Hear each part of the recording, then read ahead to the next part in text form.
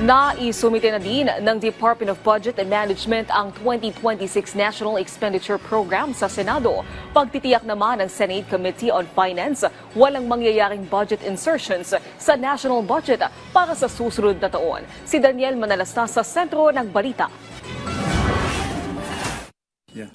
Mukhang magiging mahigpit na budget season ang aasahan para sa panukalang budget sa susunod na taon. Dahil pagtitiyak mismo ng chairperson ng Senate Committee on Finance, hindi basta-basta makakalusot ang ilang insertions. Hindi ko papayagan na magkaroon ng pagsisingit, especially at sa BICAM. Yung BICAM will be limited to disagreeing provisions, including Chacha dahil hindi naman napag-usapan yan.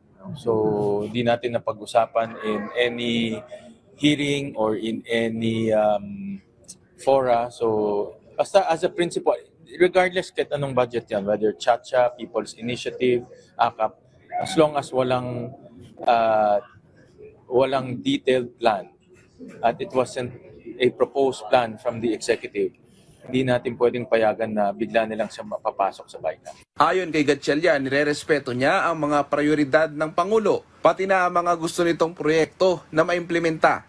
But meron din mga pagkakataon na yung mga agencies, hindi effective yung kanilang projects or hindi naman nagagastos ng pondo. And that's where us, the legislators will come in dahil hihimayin namin yung mga yung budget. Pinagtibay na rin ng Senado ang Senate Concurrent Resolution No. 4 o ang resolusyong naglalayong maging mas bukas sa publiko ang pagbalangkas ng pambansang budget. Sa madaling salita, palalakasin ito ang transparency at accountability at inaasahang mararamdaman ito sa panukalang 2026 national budget.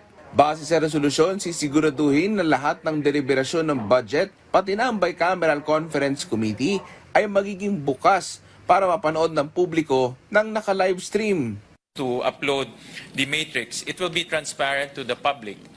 When any of our colleagues will seek clarification on particular insertions or realignments or amendments, then the chairman of the Finance Committee will divulge the identity or identities of the proponents of the amendments. The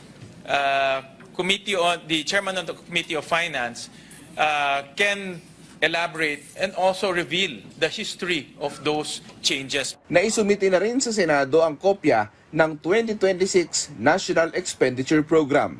Daniel Manalastas para sa Pambansang TV sa Bagong Pilipinas.